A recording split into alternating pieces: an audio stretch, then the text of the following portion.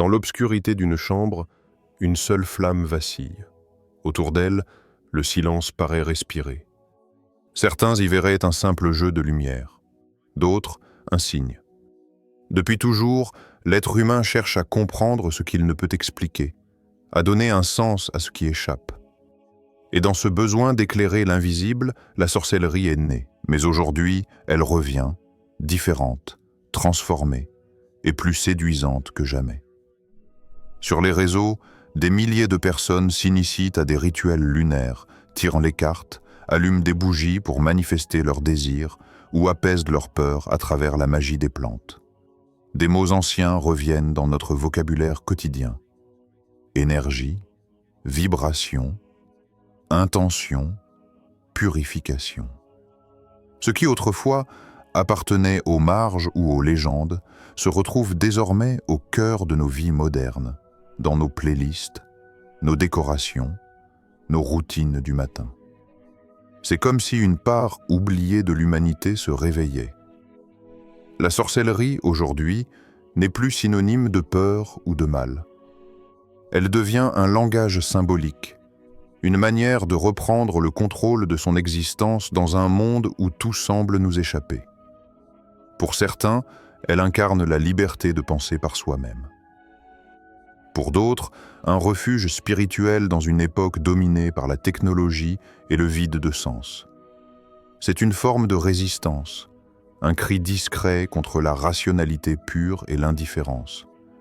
Mais qu'est-ce vraiment la sorcellerie? Un culte secret? Une énergie à canaliser? Une métaphore du pouvoir intérieur? La vérité, c'est qu'elle est tout cela à la fois. Sous le mot sorcellerie se cachent des pratiques multiples.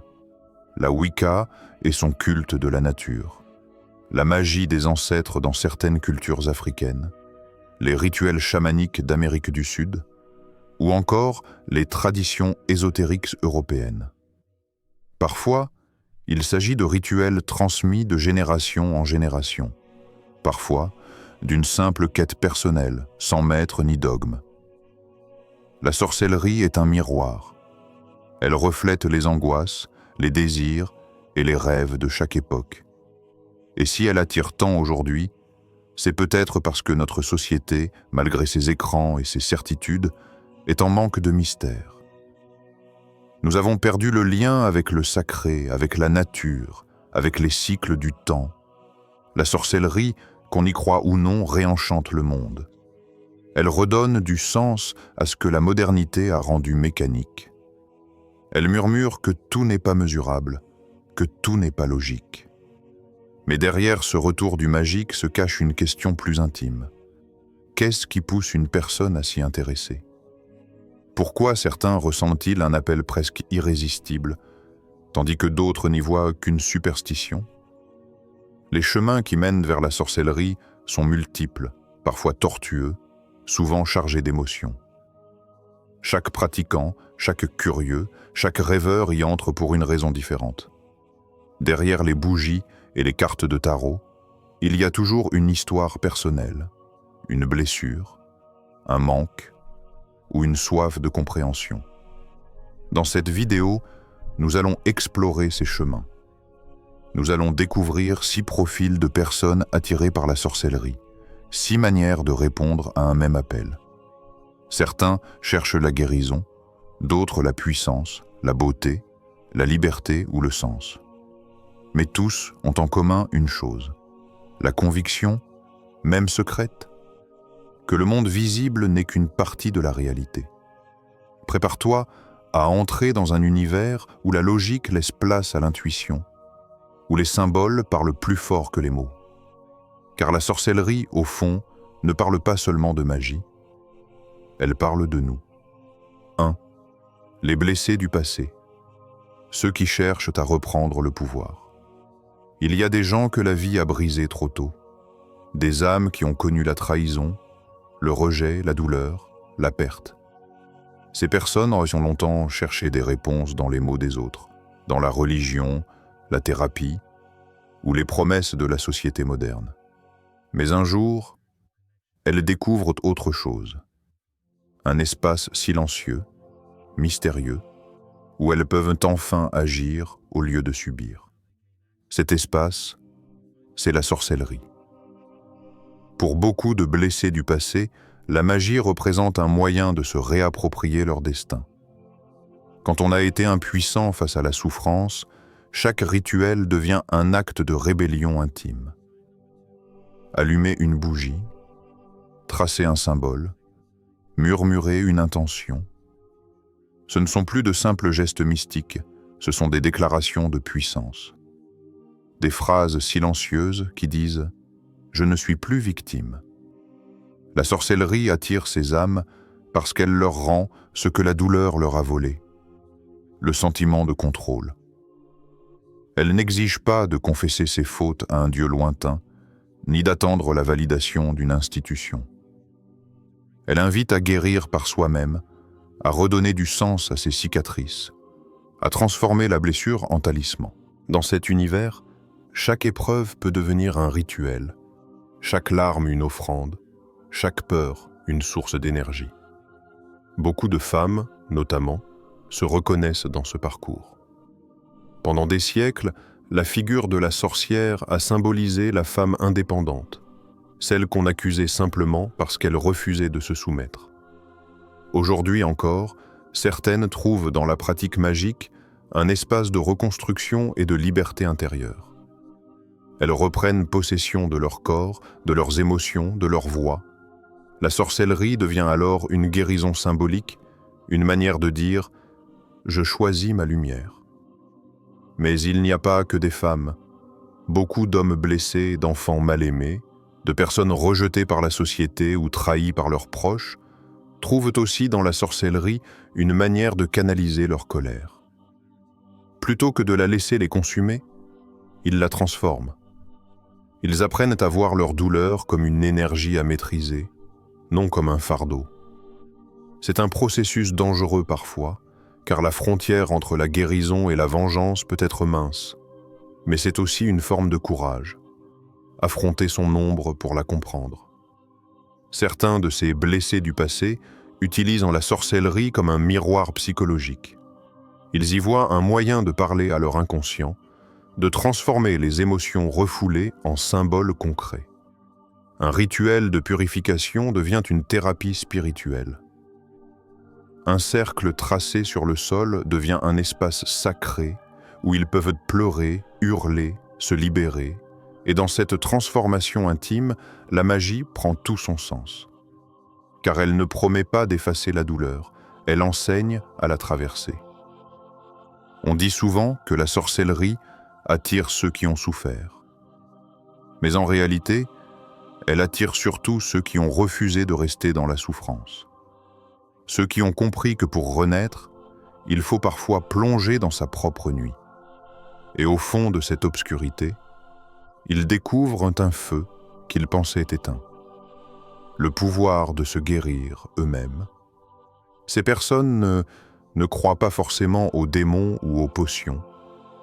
Elles croient en la symbolique des gestes, en la puissance d'une intention claire, en la possibilité qu'un rituel puisse changer leur perception du monde, et donc leur vie. Elles ne cherchent pas à dominer les autres, mais à retrouver leur propre pouvoir. Et souvent, c'est dans cette recherche sincère qu'elles deviennent les plus authentiques des pratiquants. Derrière chaque sorcière, chaque mage, chaque guérisseur, il y a souvent une histoire de douleur, mais aussi une histoire de renaissance. C'est peut-être ce que la sorcellerie offre de plus beau, la possibilité de transformer la souffrance en force, le chaos en harmonie, la peur en lumière. Et lorsque cette transformation commence, il n'y a plus de retour en arrière. Car une fois qu'on a goûté au pouvoir de se reconstruire seul, on ne peut plus vivre dans la dépendance. La sorcellerie devient alors non pas une fuite, mais une renaissance spirituelle. Les chercheurs de sens, ceux qui veulent te comprendre l'invisible. Il existe des êtres pour qui le monde matériel ne suffit plus. Ils ont tout essayé, la logique, la science, la religion, la réussite sociale, et pourtant un vide demeure. un vide profond, difficile à nommer, comme une question restée sans réponse depuis l'enfance. Pourquoi suis-je là? Ces personnes ne cherchent pas la puissance, ni la guérison. Elles cherchent le sens. Pour elles, la sorcellerie n'est pas un jeu ni une superstition, mais une porte symbolique vers ce qu'il y a au-delà du visible. Elles sont fascinées par les correspondances entre les choses. La lune et les émotions, les saisons et les états de l'âme, les symboles et les synchronicités. Elles voient dans chaque événement une leçon, dans chaque coïncidence un message. Ce ne sont pas des rêveurs détachés de la réalité, ce sont des explorateurs de la conscience. Ces chercheurs de sens refusent de croire que la vie n'est qu'un enchaînement de causes et d'effets. Ils pressentent que derrière les apparences, il existe une architecture invisible, un tissu d'énergie qui relie tout. Ils lisent, méditent, observent les signes, cherchent dans les traditions anciennes des fragments de vérité. Et la sorcellerie, avec son langage de symboles, de cycles et d'intentions, devient leur terrain d'exploration privilégié. Ils ne cherchent pas forcément des dieux, mais une cohérence cosmique. Ils étudient les correspondances entre les éléments, les astres, les nombres, les cartes. Chaque rituel est pour eux un moyen d'entrer en résonance avec ce grand tout. Ils ne veulent pas dominer les forces invisibles, mais dialoguer avec elles. Dans leur esprit, la sorcellerie devient une philosophie poétique, une manière d'unir la raison et le mystère, la science et la foi. Souvent, ces chercheurs viennent d'un parcours spirituel déçu. Ils ont peut-être fréquenté une religion trop rigide ou grandi dans une culture où la spiritualité se réduisait à des interdits. Alors ils cherchent ailleurs, dans les mythes, dans les rituels anciens, dans la nature. Ils se sentent à la fois orphelins et curieux, comme des pèlerins sans temple. Et lorsqu'ils découvrent la sorcellerie, quelque chose s'apaise en eux. Enfin, une voix qui n'impose rien, mais propose tout. La sorcellerie moderne, avec sa diversité de pratiques, offre à ces esprits une liberté rare. Elle ne demande pas d'y croire aveuglément, mais d'expérimenter. Elle invite à sentir, à observer, à créer son propre lien avec le monde invisible. Les chercheurs de sens y trouvent un écosystème spirituel où la vérité n'est pas dictée, mais découverte. Ils deviennent des alchimistes de l'âme, cherchant à transformer leur perception du monde. Pour eux, un rituel n'est pas seulement magique, c'est philosophique. Méditer sous la lune, c'est méditer sur la lumière et l'ombre présente en soi. Tracer un cercle de protection, c'est symboliser les limites qu'on veut poser dans sa vie. Appeler les éléments, l'eau, la terre, l'air, le feu, c'est se rappeler qu'ils existent aussi en nous. La sorcellerie devient un langage intérieur, une métaphore vivante du cosmos et de l'esprit humain. Ces chercheurs ne se réclament d'aucune école.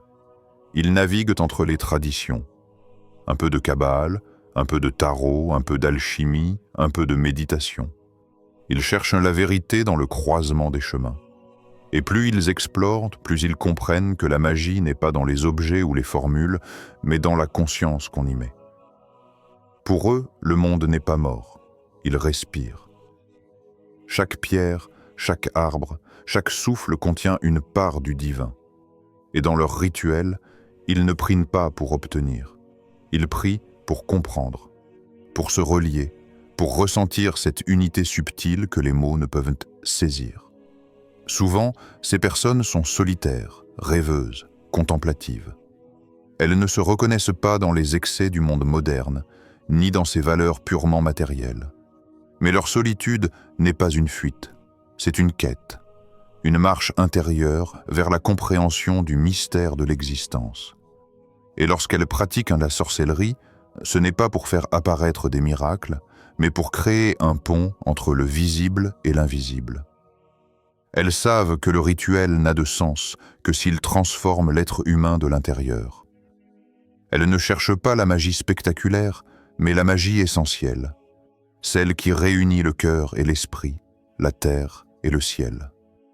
Ce sont des âmes anciennes dans un monde pressé, des observateurs silencieux qui devinent les filles invisibles derrière chaque hasard.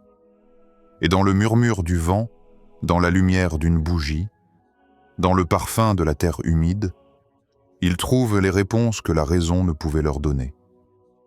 Les chercheurs de sens ne cherchent pas à croire. Ils cherchent à savoir, à ressentir, à être. Et dans cette quête infinie, la sorcellerie devient ce qu'elle a toujours été. Une voie vers la connaissance de soi et vers ce mystère que certains appellent l'univers et d'autres, simplement, la magie. 3. Les artistes et intuitifs, ceux qui entendent la musique du monde. Certains ne sont pas venus à la sorcellerie par la douleur, ni par la quête intellectuelle.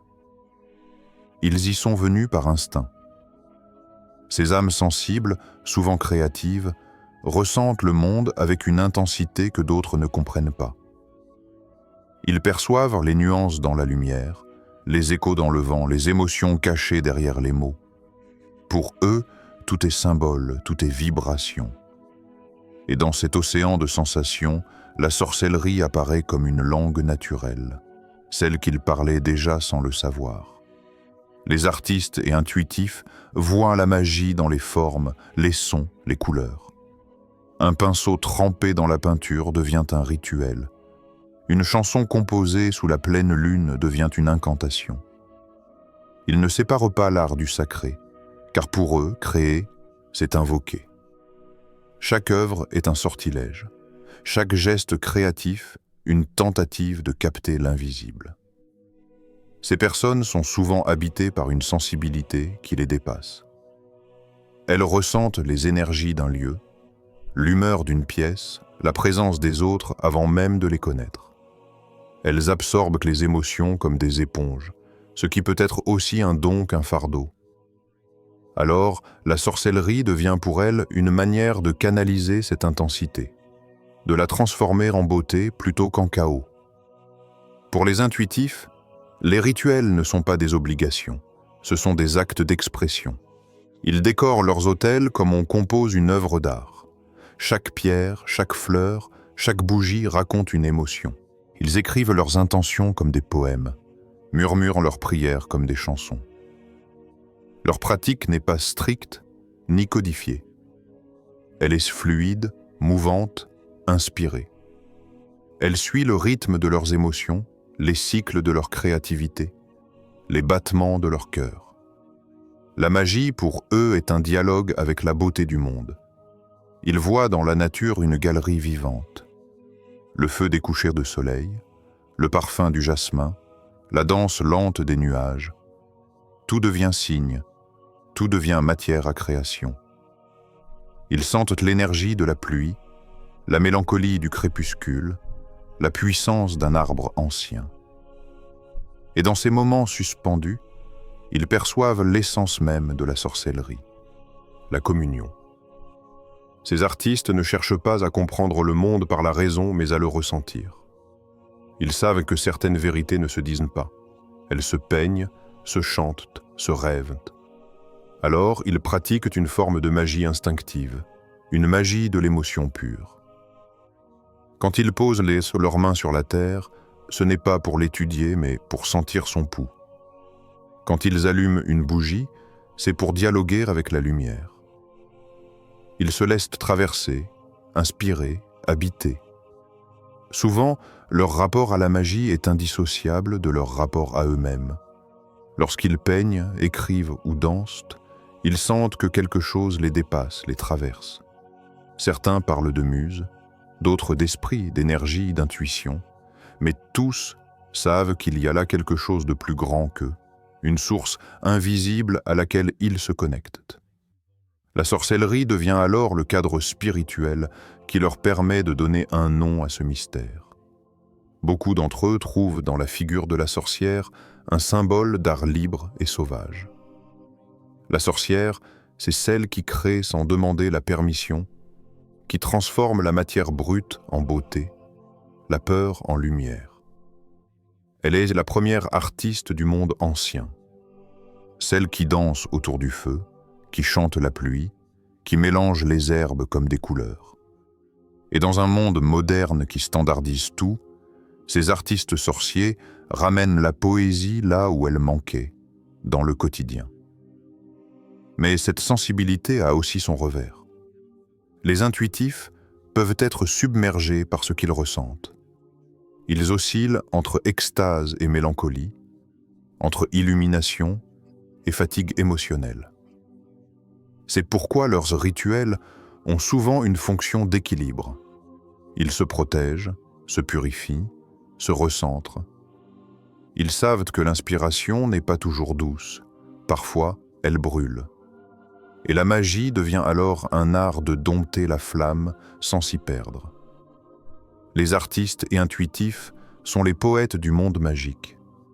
Ils n'ont pas besoin de preuves, car ils voient les signes partout. Ils n'ont pas besoin de temples, car ils transforment chaque espace en sanctuaire. Leur foi est faite d'instants, un parfum, une lumière, un souffle. Et c'est dans ces instants qu'ils trouvent le sacré. Pour eux, la sorcellerie n'est pas un système de croyance, mais une expérience sensorielle. Elle ne demande ni certitude ni dogme. Elle demande d'ouvrir les yeux, d'écouter, de ressentir.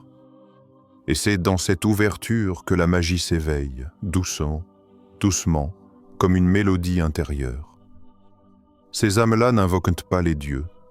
Elles peignent leur visage, elles composent leurs chants. Elles ne lisent pas les grimoires. Elles les écrivent chaque jour avec leurs émotions. Et peut-être que dans leur art se cache la plus pure des sorcelleries, celle de voir le monde comme une œuvre vivante et de comprendre que créer, c'est déjà enchanter. 4. Les rebelles et marginaux, ceux qui refusent de plier. Il y a des âmes qui ne supportent pas les cages. Elles naissent avec un feu intérieur, une révolte douce ou violente contre ce qu'on leur impose. Depuis toujours, elles questionnent, elles dérangent, elles refusent de suivre les chemins tracés. Et dans leur regard brûle une certitude. Le monde tel qu'il est ne suffit pas. Ces êtres-là sont les rebelles, les marginaux, les indociles. Et naturellement, la sorcellerie les attire, non comme un refuge, mais comme une arme symbolique. Pour eux, pratiquer la magie, c'est reprendre le pouvoir sur ce qu'on leur a volé. Le droit de penser différemment, d'exister autrement, d'affirmer leur identité sans se cacher. Ils voient dans la sorcellerie une forme de résistance contre les systèmes qui uniformisent, qui contrôlent, qui dictent ce qu'il faut croire. Leur rituel préféré n'est pas forcément celui des bougies et des herbes, c'est celui du non. Dire non à la peur, non à la norme, non à la honte d'être soi. Ces rebelles ne cherchent pas à plaire, ils cherchent à être libres. Et dans la figure de la sorcière, ils reconnaissent leur miroir. Car la sorcière, depuis des siècles, est l'archétype de la personne qu'on veut faire taire. Celle qui parle trop, qui pense autrement, qui refuse les lois d'un monde fait pour d'autres. On l'a traitée de folle, de hérétique, de dangereuse, mais elle n'était qu'en avance. Aujourd'hui encore, ces âmes insurgées se reconnaissent en elle. Elles voient dans la sorcellerie une continuité historique de la désobéissance spirituelle. La magie devient alors un acte politique, une manière poétique de dire « Je suis à moi-même ma propre autorité ». Allumer une bougie devient un geste de réaffirmation. Tracer un cercle, c'est se délimiter un territoire intérieur que nul ne peut envahir. Porter un symbole magique, c'est déclarer publiquement « Je ne me fondrai pas dans le moule ». Chaque rituel est un manifeste, chaque incantation une revendication silencieuse. Ces rebelles viennent souvent de milieux où ils n'ont jamais trouvé leur place. Famille rigide, traditions oppressantes, institutions hostiles.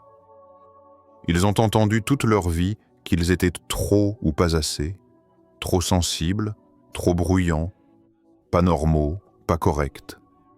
Alors, ils se sont tournés vers un espace qui ne juge pas, celui de la magie, du mystère, de la liberté spirituelle. Là, ils peuvent enfin respirer. Car la sorcellerie ne demande pas la conformité. Elle célèbre la différence. Chez ces marginaux, la pratique magique est souvent instinctive, brute, sans filtre. Ils inventent leurs propres rituels, créent leurs propres symboles, mélangent les traditions. Leur grimoire est un manifeste personnel, un journal de survie, un cri mis en mots. Ils ne cherchent pas la pureté, mais la vérité. Et leur vérité est souvent dérangeante, parce qu'elle parle de fierté, de rage, de puissance retrouvée. La sorcellerie leur apprend à se relever, à faire de leur marginalité une force. Ce qui était autrefois une blessure devient un emblème. Leur différence devient un sort de protection. Leur liberté devient un acte sacré. Ils comprennent que dans un monde où tout pousse à la soumission, oser être soi est déjà une forme de magie. Ces rebelles ne rejettent pas le monde par haine, mais par lucidité. Ils sentent que la société a perdu le contact avec le sacré, qu'elle a confondu progrès et domination. Alors, ils choisissent une autre voie, celle du lien avec la nature, du respect des cycles, de la communion avec l'invisible. Là où d'autres voient de la régression, eux voient une réconciliation. Ils se reconnectent à ce que la modernité a voulu effacer, l'intuition, la lenteur, le mystère. Mais attention, leur rébellion n'est pas que sociale, elle est aussi intérieure. C'est un combat contre les chaînes invisibles, la peur, la honte, la dépendance au regard des autres. Dans chaque rituel, ils se réaffirment comme êtres souverains. Ils se rappellent qu'ils n'ont pas besoin d'autorisation pour exister pleinement. La sorcellerie devient alors une initiation à la liberté totale, celle de penser, de croire, de créer, de vivre selon ses propres lois. Ces âmes sont les gardiennes du feu sacré de la différence. Elles rappellent que la magie n'est pas un passe-temps, mais une déclaration d'indépendance. Dans leurs yeux brûle encore la flamme de celles et ceux qu'on voulait éteindre. Et à travers leurs pratiques, elles transmettent ce message ancestral. Tu n'as pas besoin d'être approuvé pour exister, tu n'as besoin que d'être vrai. Les rebelles et marginaux sont les sorciers de la liberté. Ils ne cherchent pas à changer le monde par la force, mais par la présence, par l'exemple de leur authenticité. Et parfois, il suffit de voir une seule flamme brûler dans l'obscurité pour que d'autres se rappellent qu'ils ont, eux aussi, le droit d'allumer la leur. 5. Les rationnels curieux, ceux qui veulent comprendre l'incompréhensible. Il existe une catégorie d'âmes à part, celles qui ne croient pas, mais qui ne peuvent pas s'empêcher de se poser des questions. Ce sont des esprits logiques, méthodiques, souvent passionnés de science, de psychologie, d'histoire. Ils ne se contentent pas de croire ou de rejeter, ils veulent comprendre. Et paradoxalement, c'est cette curiosité lucide qui les conduit un jour vers la sorcellerie. Ils arrivent souvent par scepticisme, par envie d'observer le phénomène de l'intérieur, de tester les rituels, d'analyser leurs effets. Ils veulent savoir si tout cela n'est qu'un jeu de symboles, une autosuggestion, ou s'il existe quelque chose de plus. Et c'est souvent là que le mystère commence à les happer. Car ces rationnels découvrent peu à peu que la magie, même si elle ne s'explique pas toujours, agit. Pas forcément sur le monde extérieur, mais sur eux. Ils ressentent un calme étrange après une méditation, une sensation d'énergie après un rituel, une coïncidence troublante après une intention formulée. Ils commencent à percevoir qu'il se passe quelque chose, quelque chose que leurs théories ne suffisent pas à décrire. Leur esprit logique tente de classer, de mesurer, de comprendre, mais leur intuition qu'ils avaient parfois oubliée se réveille doucement. C'est le début d'un dialogue intérieur entre deux forces, la raison et le mystère. Ils ne renoncent pas à leur esprit critique, ils l'affûtent. Ils ne deviennent pas crédules, ils deviennent ouverts. Ces curieux de l'invisible ne cherchent pas à devenir mages ou sorciers, mais à explorer les frontières du réel. Ils lisent Jung, les alchimistes, les anthropologues. Ils découvrent que la magie n'est peut-être pas une science cachée, mais un langage symbolique de l'inconscient. Et là, tout prend sens. Les rituels deviennent des outils de transformation psychologique, les symboles deviennent des archétypes, et la sorcellerie, un pont entre la psyché et le cosmos. Ces esprits rationnels trouvent dans la pratique magique une expérience intérieure plus qu'une croyance. Ils apprennent que croire ne veut pas dire abandonner la raison, mais accepter de l'élargir. Car il existe des vérités que la logique seule ne peut saisir, celles qui se ressentent. Ils découvrent que la magie n'a pas besoin d'être prouvée pour être vécue. Et c'est là que le doute se transforme en émerveillement. La sorcellerie attire ces esprits scientifiques pour une raison subtile. Elle offre une vision du monde où tout est relié. Une vision où l'observateur fait partie de l'expérience, où la conscience influence la réalité. Ce concept, que la science moderne redécouvre à travers la physique quantique ou la psychologie profonde, les fascine. Ils comprennent que la magie, au fond, parle le même langage que la poésie et la philosophie. Celui des correspondances, des symboles, des métaphores. Ces rationnels curieux ne s'abandonnent pas à la foi aveugle, mais à la possibilité. Ils disent « Je ne sais pas, mais je sens qu'il y a quelque chose. » Et dans ce « je ne sais pas », il y a déjà de la magie. Car c'est le doute, et non la certitude, qui ouvre les portes du mystère. Beaucoup d'entre eux deviennent des ponts entre deux mondes. Ils traduisent les symboles anciens en langage moderne, expliquent les rituels par la psychologie, relient la spiritualité et la science. Ils ne se moquent pas des croyances, ils les étudient avec respect. Ils ne renient pas leur raison, ils la mettent au service de la compréhension du sacré.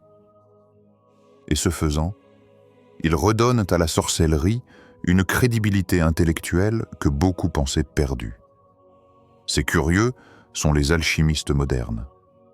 Ils mélangent le savoir et l'intuition, l'expérience et l'imaginaire, l'observation et la foi. Ils savent que tout n'est pas mesurable, mais tout est signifiant. Et dans cette approche humble et sincère, ils touchent à une vérité universelle. La magie n'est pas une croyance naïve, c'est une manière d'écouter le monde différemment. Certains d'entre eux finiront par dire qu'ils ne croient pas à la magie, mais qu'ils la vivent sans pouvoir l'expliquer. Et c'est peut-être là le plus grand paradoxe. Plus ils cherchent à comprendre, plus ils s'émerveillent, car dans leur quête de logique, ils finissent par retrouver ce qu'ils avaient dans une perdue. Le sentiment du mystère, le goût du sacré, et cette idée ancienne que le monde, parfois, répond à ceux qui osent lui poser des questions. 6. Les héritiers et spirituels, ceux qui portent l'appel des anciens. Il y a des personnes pour qui la sorcellerie n'est pas une découverte, mais un retour, un souvenir ancien qui s'éveille, un fil invisible qui les relie à quelque chose de plus vaste, de plus ancien qu'eux-mêmes. Elles ne cherchent pas la magie, elles la reconnaissent, elles sentent, sans pouvoir toujours l'expliquer, qu'elles marchent sur les traces d'autres avant elles. Chez ces êtres-là, la sorcellerie n'est pas une curiosité moderne, mais une mémoire vivante. C'est la voix des ancêtres qui chuchotent dans leurs rêves, la main invisible d'une grand-mère qui savait soigner avec les plantes, la présence d'une lignée oubliée qui refait surface dans les gestes, les prières, les symboles. Chaque rituel devient alors un hommage, chaque flamme allumée un acte de continuité. Beaucoup de ces héritiers viennent de familles où les traditions spirituelles étaient cachées, parfois même interdites. Pendant des générations, on a tué les pratiques populaires, les guérisons naturelles, les chants aux esprits. Mais certaines mémoires refusent de mourir. Elles se transmettent autrement, dans un rêve, une intuition, une attirance inexpliquée pour une culture, une odeur, une chanson. Et un jour, ces personnes comprennent. Ce qu'elles ressentent n'est pas un hasard, mais un appel. Chez d'autres, cet appel vient sans origine connue. Rien dans leur éducation ne parlait de magie ou de rituel, et pourtant, tout en eux résonne avec ces pratiques. Ils sentent que le monde visible n'est qu'une couche, et qu'au-dessous, il y a un tissu d'énergie, de mémoire, d'âme. Ces âmes spirituelles ne cherchent pas le pouvoir, mais la connexion avec la nature, avec les cycles, avec le souffle du vivant. Ils ne parlent pas toujours de sorcellerie, mais de spiritualité ancestrale. Ils se sentent appelés par la lune, les forêts, les éléments. Ils savent que chaque pierre, chaque vent, chaque flamme possède une conscience subtile. Leur pratique est moins un savoir qu'une écoute. Ils ne font pas de magie pour obtenir. Ils font de la magie pour honorer. La sorcellerie, pour eux, est un langage sacré, celui du lien entre les vivants et les invisibles. Ils parlent au monde comme on parle à un ami, et parfois, le monde leur répond dans un signe, un souffle, un hasard parfait. C'est une relation, pas une technique. Une foi sans dogme, une prière sans église, une science du cœur. Ces héritiers et spirituels voient dans la magie un chemin d'alignement. Ils cherchent à marcher entre les mondes sans s'y perdre. Leur rituel préféré n'est pas celui des grandes incantations, mais celui du silence. Méditer sous un ciel d'étoiles, écouter les arbres, remercier la pluie. Ils savent que l'énergie qu'ils manipulent n'est pas à eux, elle circule à travers eux. Ils deviennent des ponts, des canaux, des gardiens. Souvent, ils ressentent une responsabilité profonde. Comme s'ils devaient restaurer un équilibre brisé, réhabiliter une sagesse ancienne que le monde moderne a méprisée. Ils portent dans leur cœur la mémoire des femmes brûlées, des guérisseurs bannis, des peuples effacés. Et à travers leurs pratiques, ils disent « Nous sommes encore là ». Pour eux, la sorcellerie est plus qu'une pratique spirituelle. C'est une réconciliation avec l'histoire, avec la terre, avec soi-même. C'est comprendre que la magie n'est pas seulement dans les rituels, mais dans la manière d'habiter le monde, de marcher avec conscience, de se souvenir que tout est lié. Ces âmes-là ferment le cercle. Elles incarnent la sagesse tranquille qui vient après la quête. Elles ne cherchent plus à prouver, ni à convaincre, elles vivent. Elles savent que la vraie magie ne s'enseigne pas. Elle se transmet comme une flamme qu'on partage de cœur à cœur, d'âme à âme, d'époque en époque. Et quand elles regardent le feu danser, elles savent que ce n'est pas seulement leur lumière qu'elles se voient, mais celle de toutes celles et ceux qui, depuis la nuit des temps, ont allumé des bougies contre l'obscurité, en murmurant simplement « Nous ne sommes jamais seuls ». Il y a 1000 visages de la sorcellerie, autant qu'il y a de façons d'aimer, de croire, de chercher. Certains y viennent par curiosité, d'autres par douleur, par héritage ou par révolte. Mais tous, d'une manière ou d'une autre, répondent au même appel silencieux, celui de reprendre contact avec ce qui est vivant, en eux et autour d'eux. La sorcellerie n'est pas une fuite du réel, c'est un retour au réel, un réel plus vaste, plus subtil, où tout ce qui existe a un sens, une vibration, une mémoire. c'est refuser de vivre dans un monde réduit à la logique du profit et de la vitesse, et choisir, humblement, de croire encore à la beauté des choses invisibles. Car au fond, la sorcellerie parle de pouvoir, mais pas celui qu'on exerce sur les autres. Elle parle du pouvoir qu'on retrouve en soi, celui de transformer, d'aimer, de créer, de guérir. Chaque type de personne qui s'y intéresse, qu'il soit rationnel ou rebelle, blessé ou spirituel, cherche la même chose, la liberté intérieure, celle de se tenir debout dans un monde qui veut nous plier. La magie, dans son essence la plus pure, n'est pas une collection de rituels ou de symboles.